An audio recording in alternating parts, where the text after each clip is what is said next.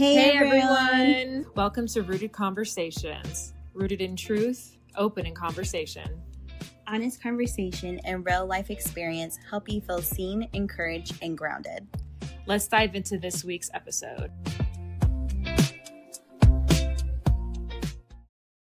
Before we begin, we want to let you know that today's episode discusses domestic violence and includes descriptions of severe physical violence that may be difficult for some listeners. If you or someone you know is experiencing domestic violence, help is available through the National Domestic Violence Hotline at 1-800-799-7233. If you are in immediate danger, please call 911. Please take care of yourself while listening. This is Dana's story of survival, faith, and turning imaginable pain into purpose. Have you ever looked at someone serving God and thought, I can never do what they do? Maybe you watched missionaries, pastors, or people leading ministries and wondered if you could ever make that kind of impact. The truth is, God doesn't call everyone to the same place, but He does call each of us to the same purpose. Sometimes we think living on mission means moving across the world or starting a nonprofit, but often it starts much closer to home in ways we love our families, encouraging a coworker, helping a neighbor, or simply showing up for someone who's hurting. Jesus reminds us in Matthew 5:16, "Let your light shine before others, that they may see your good deeds and glorify your Father in heaven." Today, we're talking with someone who's answered that calling in a unique way. Her name is Dana. She has dedicated her life to serving women, children, and even men. We're excited to hear how God has led her there. Our hope is that as you listen to Dana's story, you won't just admire her calling. You'll begin to think about your own, because every one of us has a place where God has planted us to be a light. Let's jump into today's conversation.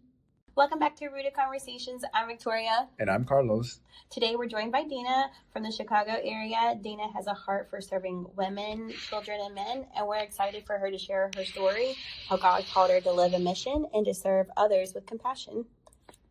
Hey Dana, how are you doing? Good, Great. good. Let me see if we can turn you up just a little bit. How are you doing today? How's life? Life is good.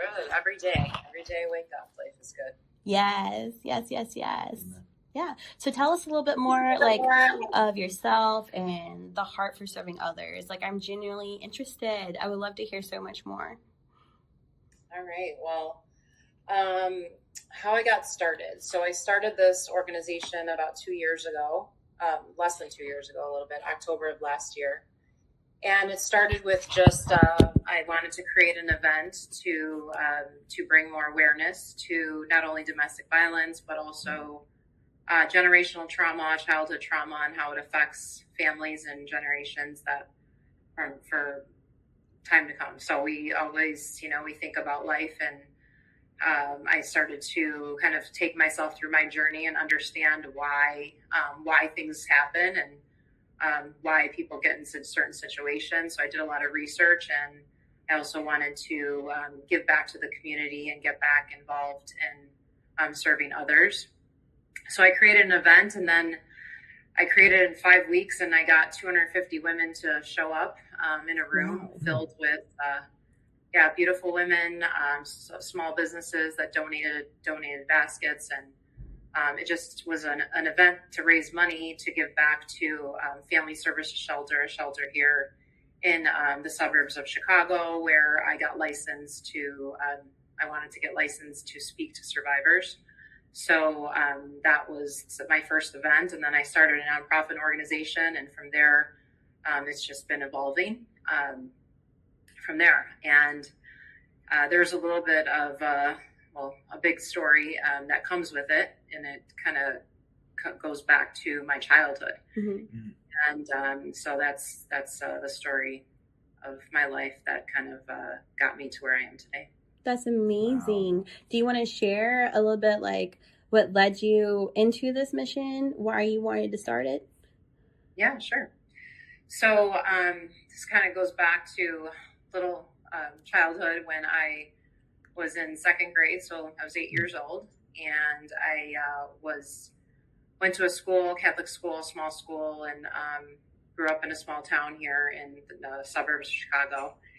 And I started school, and a new boy walked into the classroom, and I was like very excited because he was a cute little boy, and he walked in the classroom. I was like, oh my gosh. And so from there, this was a friend from second grade all the way till seventh grade. And he left my school, and we were all sad, but just stayed friends throughout the grade school. And then we disconnected during high school time.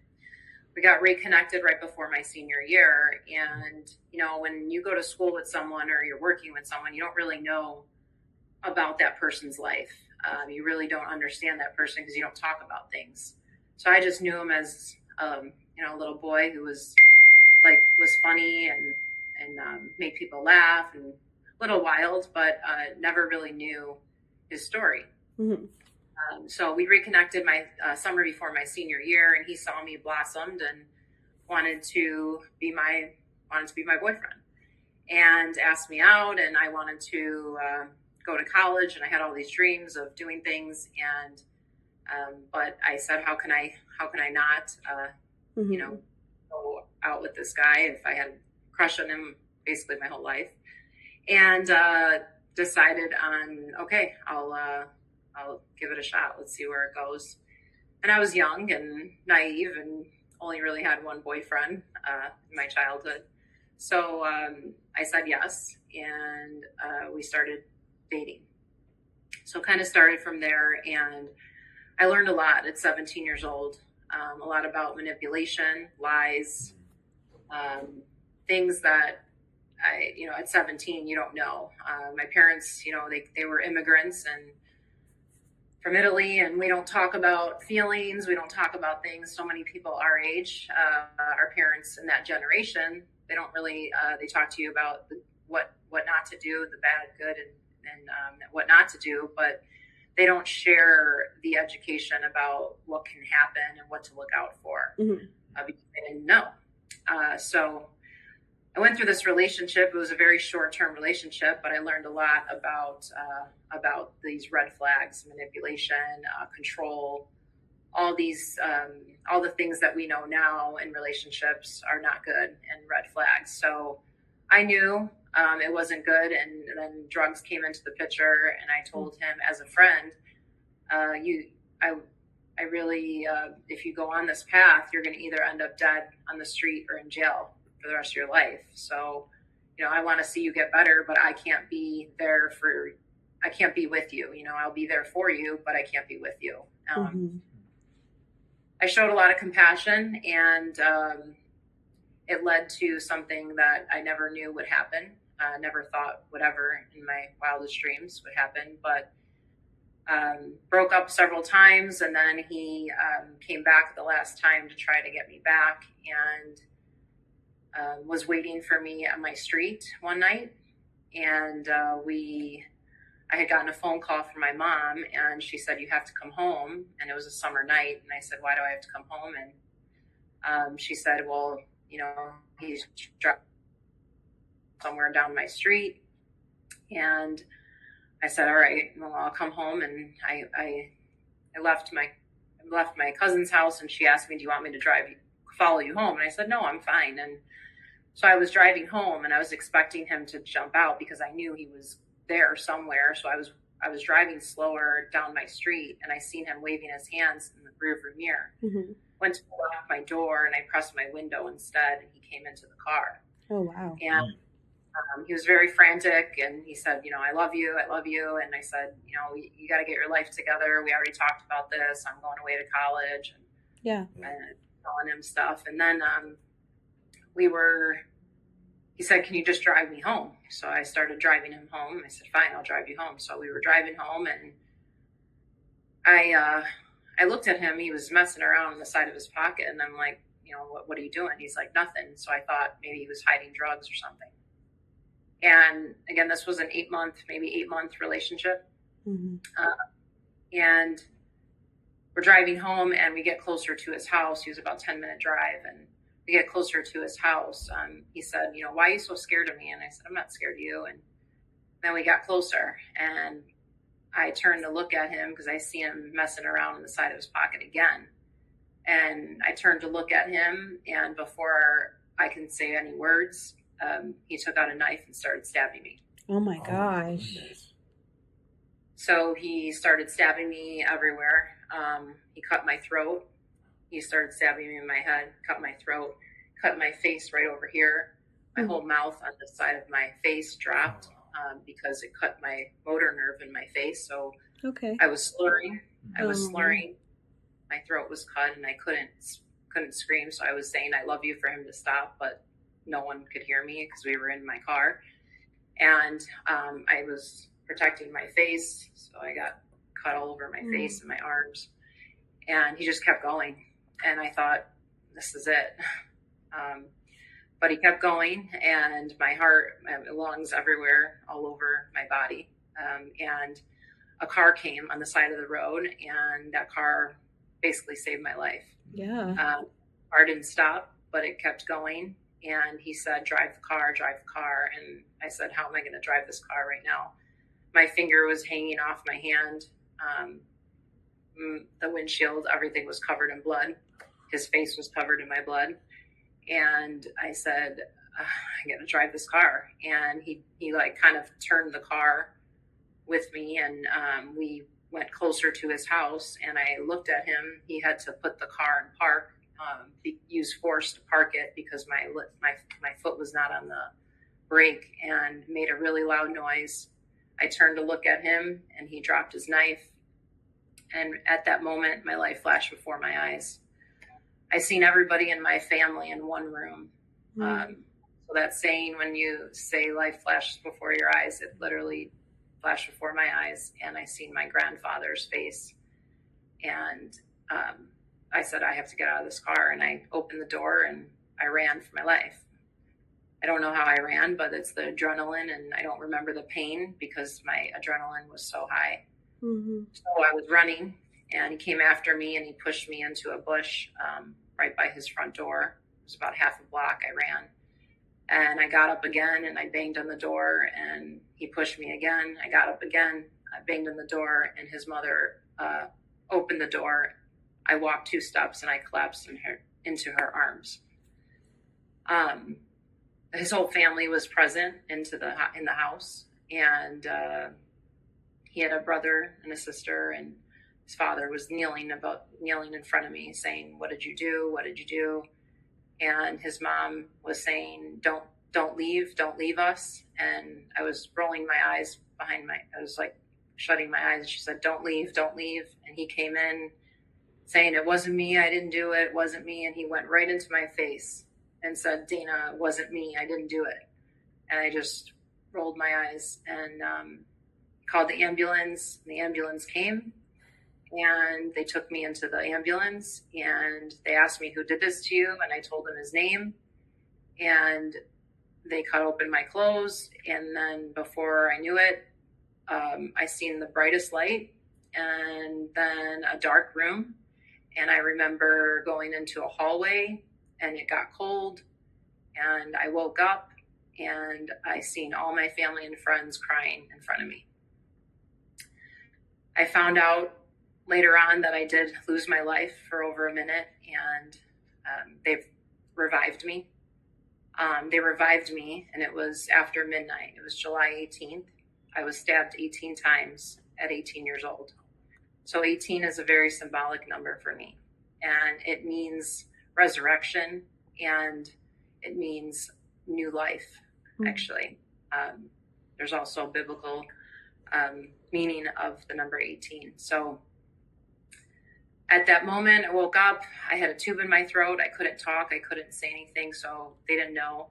The night that it happened, they couldn't tell my parents. They said something happened, and they had to wait till the next morning to find out that I was stabbed 18 times, and they were trying to keep me alive. But I woke up, and the minute I woke up and opened my eyes and saw my family and friends, I knew I was going to be okay. And when I saw their tears, I knew I was going to be okay. But the second that my tube came out of my throat, I told everybody what happened from start to finish, just like telling you today. And I just knew that I was going to be okay. And I survived. After surgeries and after they kind of kept me stable, I got the tube out of my throat and I was able to look in the mirror. And when I looked in the mirror, I was happy that I was alive, but I did not. Let me get this charger in here. Sorry. I was happy that I was alive, so I went to smile, and I couldn't smile. So I was like, "What happened to me? What's wrong with my face?" And so the knife wound to my face cut my motor nerve back here, and that connects to your eye, your nose, and your mouth. Uh-huh. So when it was cut, it was 85% cut. They did surgeries at that time, 25 years ago. There was no technology that there is today, and they couldn't. So when I smile, it's just a little unique smile now. It's not my full smile I was born with, but I'm grateful. And I say today that he didn't take my smile away. He transformed it, because now I have the power to change people's lives with my story and everything that I'm doing. Yeah, you do. Oh, wow. That is so powerful. It's like something really traumatic really did happen to you. And instead of like becoming like cold and going down a hole that you can really never come out of, you used it for good. And that's beautiful. That's amazing. I'm just so astonished by your story.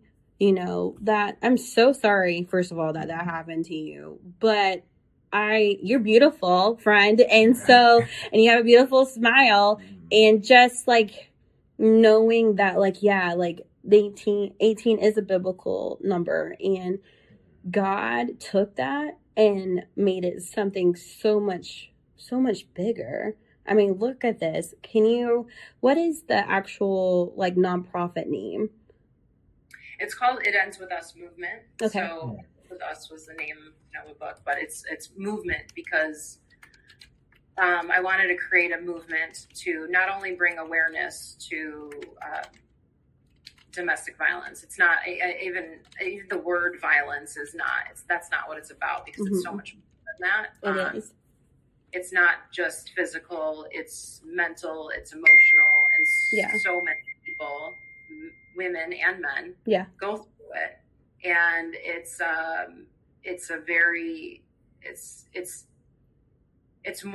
more of a mental health that we have, and it's a pandemic.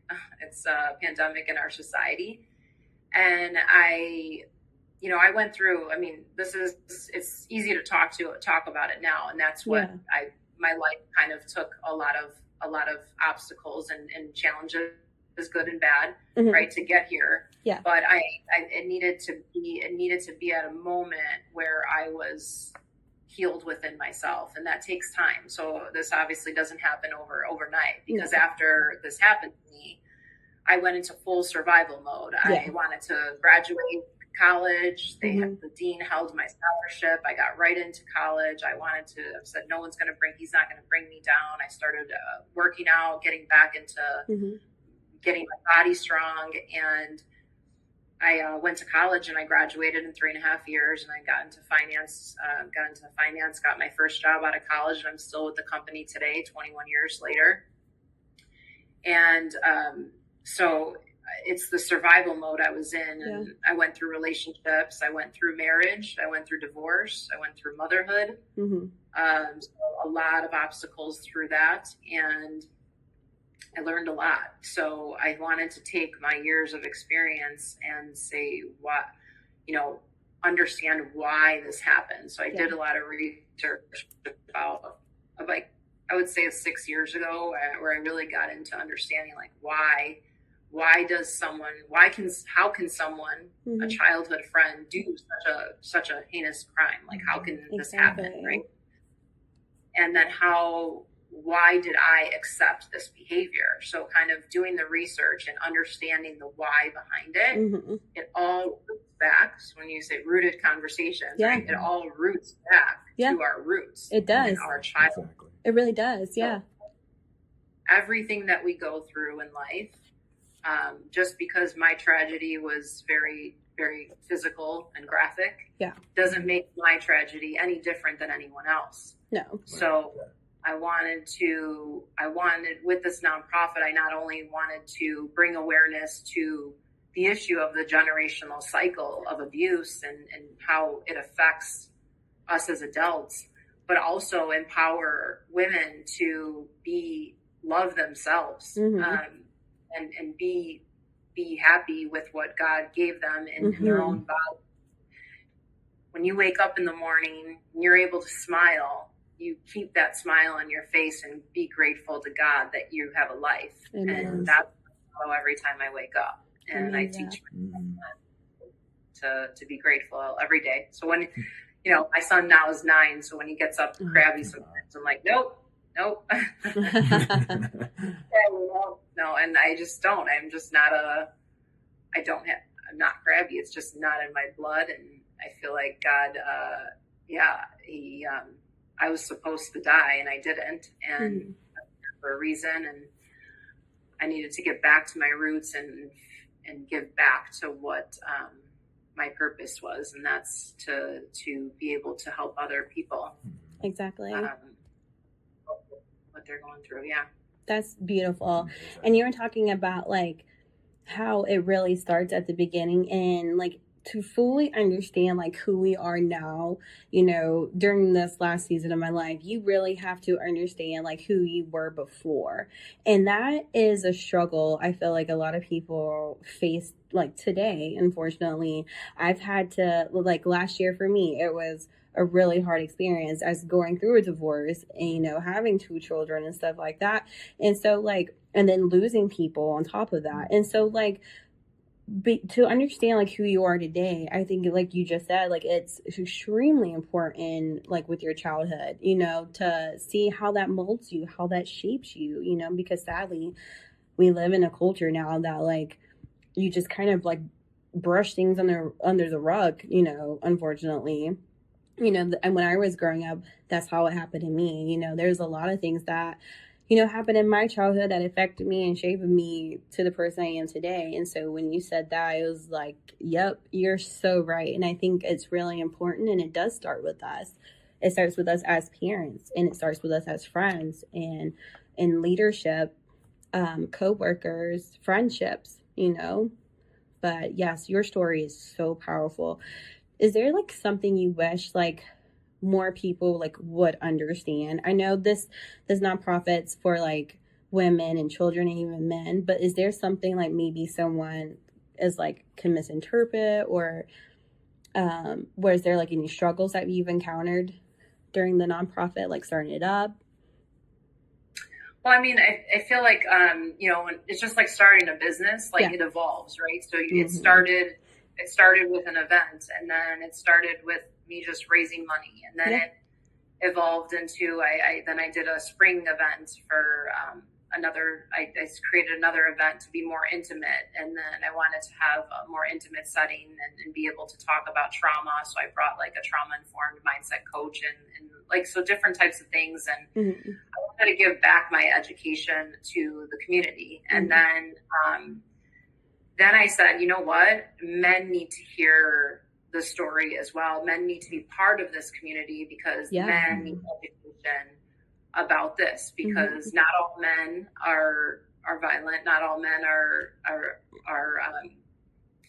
would say abusers, or it could happen both ways. So I said my gala that I do next year, and I made it into a gala instead of just a women's wellness event, and now I invited men and women from the community. So we got some mayors to come, different nonprofit organizations that I collaborate with. Nice. And, now men are included in that gala, so I can give my voice out to everybody and share the importance of educating our children. Yeah. When you said like your child, like think about like your innocence of when you were a child, like children, when you're born, they're closest to God. Yeah. And they When you see a baby, the babies are smiling and they cry, of course, they're crabby, but like babies are so innocent. A lot of kids with special needs are they're just so, their world is not exposed to the enemies and the noise that we have in our world. So they're so pure. Yeah. And we are so pure as children until we get into the school system around other kids and the way they're raised. And then there's bullying involved. And then your mind is brought into different things, the good and the bad. So then thoughts get into your head. And then these thoughts affect your decisions, your insecurities. And so that's where it starts. So it's so important. And that's what I want to talk about, is that it starts with the children. And we have so much awareness and education now today. There's more education awareness, but then there's also the noise, like the technology, all the, the bad stuff that the kids see. But, it's the awareness that we have to make a change. And it's just it's so important to heal ourselves as parents and then educate our kids at a young age to treat others how they want to be treated, and to, just understand that there are people out in our world that are manipulators and guilt trips. Like there's so much that gets in a kid's head that's when you make the wrong choices in relationships as you grow in adulthood. So if we're going to bring children into this world and we're given that gift, we have to, do we stay in abusive relationships? Do you allow your kids to watch you being treated like garbage? Or do you it's just human, it's humanity. And no, we can't let this cycle keep going on. We have to heal ourselves and educate the children. Yeah. And so I feel like, like going back to the answer to the question, is that people evolved. And when I first started, they didn't really know and understand what I was doing. And I had this vision, but I think little by little, as the time has gone by, I've been connected to so many beautiful souls. And after they hear and see what I'm doing, it's just kind of evolved into different things. And now then it grew into having a board. A nonprofit has to have a board of directors, and there's so much things that go into it. I have the business experience, so background, so I know the finance part of things, but then there's a whole world of grant writing and all this stuff that I have to still do. So it evolves just like any business, and I think that my vision is there, and it's not going to stop. I'm not going to stop doing what I'm doing. So it's just going to evolve. And I feel like whatever connections come organically by me being my true self is a beautiful thing. And in life, we have connections with everybody, and it's the lessons that teach us. The good connection, or the bad connections teach us lessons, and the good connections allow us to evolve to be our true, authentic selves and take us back to our childhood. That is so good. And to just leave things better than where you found it is so important. That's a motto for me. Whoever I meet, regardless of whatever circumstances, I'm okay, how can I be a light to somebody? Because you really never know, like you said, what someone's going through. And so I feel like that's extremely important. Wow, I'm so moved. I love it. I love it so much. Is there a way you don't get burned out? Because I know, from an executive point of view, from where I'm at in my company to a business owner myself, it's a lot of work. So how do you keep yourself from being burnt out? Well, I think, by having a strong mindset, it's important to, and I talk about this too in my mission and in my events, is that you have to have your mind, body, and soul connected. And it starts with how you start your day. It starts with your what you consume in your body. Our bodies are our temples. Yep. And what we put in our bodies, our exercise, mentally, it all helps, and that's what helped me grow from when I got into my accident. It's like, you gotta, I had to revive my body, having all this happen to me. So I learned, at a young age, okay, I have to, my body is my temple. So the exercise is so critical, because that's what starts your day and keeps you balanced. And of course, even if you have all those things in balance, there's a lot of stress that happens, and people, energy, the negativity, all that affects our thoughts. And if you think about it, it's all thoughts.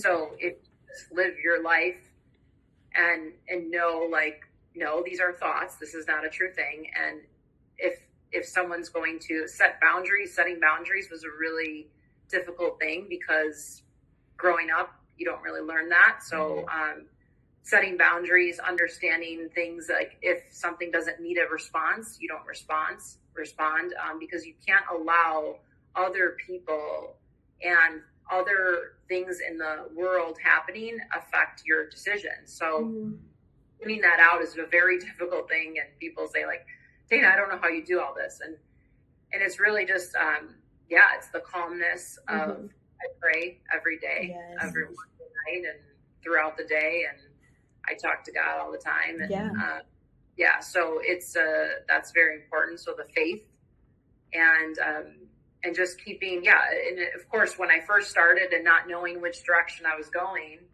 I told myself that you got to take this in steps. You can't build your own day. So I have a corporate job and I love what I do, and I help doctors grow their business and build their business. So I love doing that, but my passion was just a hobby for me. So I'm like, how do I manage this? How do I manage a child and everything going on? And I still manage to go out and enjoy myself and enjoy life and take vacations and doing all that. So you have to really balance life with things, and that comes with structure and organization, and that's not always easy.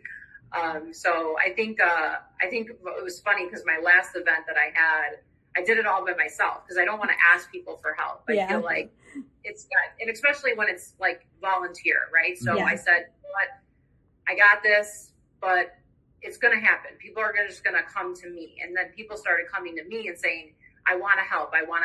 And like, okay, well, how do I ask, okay, you want to help. So I got to keep a list of people who told me that, like, you got to get organized. But I think once I built the structure of, like, okay, here's the people that are serious about helping me, even if it's a small group of people, okay, now we got some structure around it. And then it kind of builds from there. And it's still evolving, and that's what happens again with any business. But the structure, the team, and this is all business too in the corporate world, is that you have to have a team behind you, and you have to have structure, you have to have operations, you have to understand finances and make sure you're balancing your book. So it's like it's all a business. And I think once I started to feel, okay, I got support and I got my team, now it's just going to evolve from here and see. And then the connections just started happening, more and more connections through, like, other nonprofits, business owners, people that just wanted to volunteer and help. And it just kind of grew from there. And the more I'm involved in the community, the more people see. And I'm the type of person, I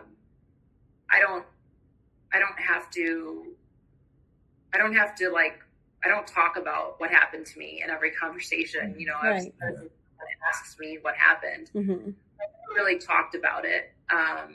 And until I started this nonprofit, I mean, people knew my story, especially in my community, but they never would ask me, like, what really happened? What's the story? Like, they probably know, but no one ever asked. Right. And,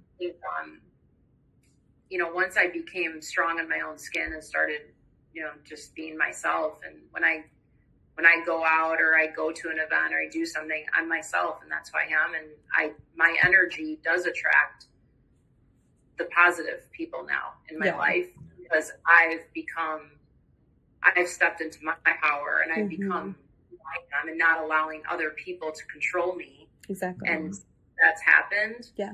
I'm just my energy is just magnetic now, and it's not going to stop, and I'm going to keep going. Yeah, as you should, because like God moved through you, and now you're like a light, you know, to this area, and now we're spreading even more. And like, how truly amazing is that?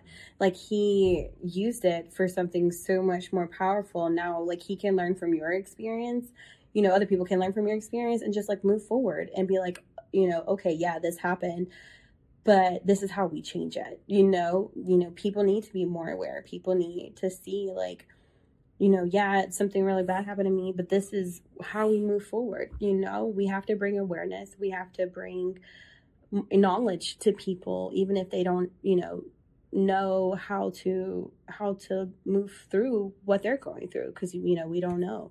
I just love how this has become such a light for you and for everyone around you. And whenever you do find yourself, like, you're rooted in Christ, you know, and rooted in yourself, it's like freeing. It's so freeing. And like, it becomes like a place where like you're not you're like unbothered, like, you know, you're just living your life for the purpose that like God has pushed you to be.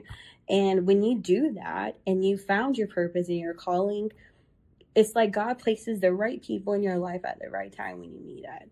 And they see that light and they want to come to it. And that's what you're doing. And it's beautiful. So I'm just so grateful. Is there any like resources that, you know, we can share here in our area? I know there's probably like websites and stuff where, you know, people can reach out, get connected. Yeah, so I want to say that when I started this, you know, when that happened to me when I was young, like, I didn't know where to go. Right. I didn't know what to do. Yeah. There were shelters, there were all these nonprofits, but I didn't know about it. And I remember the detectives coming into my hospital room, and they gave me this like paper, and it said the dating violent wheel of domestic violence, the wheel of domestic violence, and all the behaviors that happened in domestic violence. And I'm like, what's this? I'm like, well, he did everything on this wheel. Like, he did, you know, the control, the jealousy, all the behaviors were everything I was going through. Yeah. And I didn't know that as a child. And I think, you know, when I started my nonprofit, I started to learn more. There are in every community, not just the government, but the communities that put money into these nonprofits. There are nonprofits everywhere. Yeah. And there's resources everywhere. If you Google nonprofits for domestic violence or nonprofits for disabilities, nonprofits for children, anything that you can think of, and you Google, use the power of the internet to Google, because I didn't know there was Wing. We have different organizations like Wings, which is starting to go nationwide here in Chicago, but there's Wings, there's shelters and different organizations. But on top of the big nonprofits, there's all these little nonprofits, one including mine, people who started it, and they built it from there. Every community needs a nonprofit. I mean, one is not enough, two is not enough. Like, the more people that contribute, the more awareness and help that we're going to get. So I would say that in every city and every community, there are so many nonprofits that help with anything that you're going through. So I'm working on putting together like almost like a Bible of resources with a friend of mine who had experience with DCFS and she's a therapist. So she knows a lot. So I have, again, meeting resources. I'm like, okay, that's a great idea. Let's put together like a Bible of resources. So we're doing that for our county. But again, Googling nonprofits in your organization and your ways. I do plan, I would love to, this is my vision again, my long-term vision, but I want to get into sororities, into colleges, build small groups and go speak at these colleges maybe, or even high schools. I mean, I would say junior high needs these conversations to be had I agree. at a young age, but still I want to try to get like sororities involved to kind of build little little groups around and to kind of grow from there. And that's my vision, long-term vision. But as far as like resources for myself, I'm in the process of like finalizing a program that I'm building called Face Forward, Own It, and Rise. And it's for women like what you just said. You're in a situation where you had the strength to, leave a relationship where you've done that, like a person who's taken that step, like whether it's any tragedy, it doesn't have to be divorce, but like you've taken that step to move on. Yeah. Now you have to work on you again. Yeah. So that's the program that I'm doing is called that, because it's like a coaching program to help women now rise above after you've gone through what that tragedy is or whatever you went through, and you had the courage to take that leap. Now you got to build back up and rise. And so I'm working on that. And I also, I have a website, it endswithusmovement.org. So I share events in there. So nonprofit has 3 segments, and kind of just, again, like went through my thoughts and said, how am I going to frame, what am I going to do? So one of my segments of the nonprofit is for resources, where we're going to try to partner with other nonprofits and provide resources to them, like different packages that they don't provide, maybe like a career building package for women who are looking to get a job and like need help with their resume and stuff. So I'm just kind of creatively thinking of the resource part. And then the second one is community events. So doing these community events, I collaborate with yoga studios and different gyms in my community to provide breathwork classes and sound healing, as well as self-defense classes. So nice. Think about, and I never knew what breathwork was, but I feel like, women don't just say, okay, I'm going to go for a breathwork class. They know to go to the gym, but what's breathwork? Why am I going to pay for breathwork? So the nonprofit is used to create these events at the yoga studios to bring breathwork and sound healing to them. And I make it like a fun event, but it's so much more than that. Breathwork helps us balance our nervous systems, and that's what affects, like you said, the stress, and that's what affects us to make the decisions and get stressed out, or someone's abusing us, or someone's talking to us a certain way, even at work or anything, any relationship.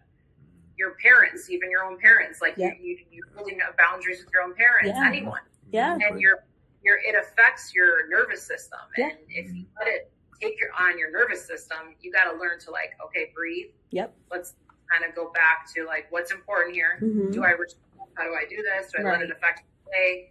So breath work is really important. So I do bring like community events, and then including I do a gala, and then I do a spring event. Last spring I did a Bloom event. It's called Bloom. And last year we did a fashion show where I had women that survivors walk the fashion show, and it was a wellness event. I kind of spoke. So I do speaking engagements that way. So that, as I evolve, people from other cities might come to my events, my bigger events that I have. So I have 2 big events a year, and then see where that evolves. But hopefully, we'll spread more awareness to other people outside of Chicago. And then the third segment is getting out into the schools to speak, and hopefully reach to the younger generation. Yeah. And when I talk to them, I right now I'm only doing a local school that actually in the town where my accident happened. And I talk about, and I don't just talk about dating violence. The first question I ask the kids is, how many of you have never been bullied before? Ooh, that is good. And I say, look around. Nobody. Nobody's raising their hand. That means every single person in here has been bullied. So when you look next to you, everyone goes through the same thing you're going through. And I learned, as I told my story to people, like, oh, I started my nonprofit, and I'm like, oh, well, how did it get started? Well, I got to share my story, Exactly. Share it, and then they tell me their story. So like literally, I've met so many people that have gone through, whether it's abuse, whether it's sexual abuse, just some crazy stories, just crazy stories from childhood that I didn't even experience. From being assaulted by family members, and I couldn't. So like, different people have been telling me their life stories because I shared. So it just like evolves from there. And I teach the kids is that even if you cannot talk to your parents, or you don't feel comfortable talking to your parents because they grew up a certain way, and understand that we have a choice. Yeah. And you kids have a choice to make, whatever your parents went through, you have a choice to talk to somebody, open up to somebody, whether it's a counselor, whether it's somebody, a mentor, an aunt, uncle, cousin, whatever. But if you don't feel comfortable talking to your parents, talk to somebody. Yeah. And it's okay. And so I started talking about childhood trauma, and then share the story of this little boy who did this thing to me. And, he was going through a lot of pain as a child. He was held back in school. He had problems reading. He grew up in an abusive household. So there's all these things that happened in his life, and that affected him. And I said, I had to get up on the stand and have to face him. And I had to face him after him pleading not guilty, because they tried to plead insanity. But he planned the whole murder. He even dug a hole for my body. Wow. Okay? This goes extreme. He dug a hole for my body. He was wearing black. He planned every stab that he got me was planned to kill me. My head, my heart, my lungs were punctured. My outer lining of my heart was hit with the knife. My throat was cut. I mean, every single place on my body was meant to kill me. It literally was like Jesus on the cross. I mean, it's just surreal. So for me, it's surreal. But again, like, how can a child do this? So, I tell the kids the story, and I said on that stand, I forgive the person who did this to me. I forgive the person who did this to me, but he will never feel the pain that I felt that night, and the pain that I'll have to feel the rest of my life, knowing what happened. So, but forgiveness is an important thing. You have to, we don't forget, obviously I don't forget, but if someone is going to show you that evilness or that pain and have so much, put it in themselves to give you pain, if you never forgive them, it will continue to haunt you. So I think that is a very important thing, that you forgive, but you can't forget. Exactly. And you have to release that and be able to move on and understand that person made the choice to do what they did, but their pain, unfortunately, they have to heal their own pain. I can't heal somebody else's pain. So I can't heal people, right? I'm not going to heal people physically, whoever hears my story, but I may give some light to their life, help them start their journey of their own healing. So it's just like a little light, like you said. Yeah. And that's the purpose of what I'm doing. If I can change even one life. And I started a podcast more to also, just share stories and just bring awareness to different things. And again, if I can just change one life, that's all that matters. And I think I've helped more than one life since I've been open about it. And you can't fear. And this is another thing. People fear saying their truth. I can't say anything, or I don't want to do a certain thing, or I don't want them to judge me. Listen, we're all in this world together. So you can't fear. You gotta let the fear come down, and that's what I had to do. And I'm not scared about consequences of speaking up about the truth. Gosh, well, thank you so much, Dana, for your story, for being a light, not just to your area, but to our area now.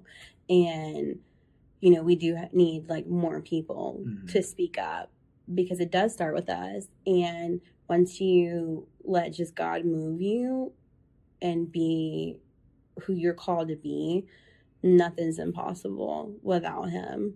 And that's honestly why we call this Rooted Conversations, because we have to be rooted in who we are to move forward. We have to be grounded. Man, just thank you so much for joining us today. Yeah. Thank you for having me. Of course. Thank you. We're going to keep it. I would love to keep in touch with you to look, at events and like see how we can move here, and let's just stay in touch. Okay. Yeah. And my Instagram is I am Dana Roppo. My Facebook is just my name, and my website is itidendswithusmovement.org. So I'll be sharing events and all the things all my journey through this organization and everything that I'm doing on my page. And if it reaches more people, that's what matters. We gotta get the word out to people to be grateful for life and to enjoy every moment. Yeah. You're exactly right. Well, thank you again. We really appreciate you. I hope you have a wonderful day, but I will keep in touch. I have all your information, and I'm going to reach out to you because I want to know so much more. No problem. Sounds good. Well, thank you so much. Of course, thank you for your time. Okay. Take care.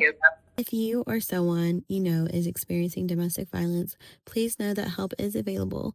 You can contact the National Domestic Violence Hotline at 1-800-799-SAVE or 1-800-799-7233.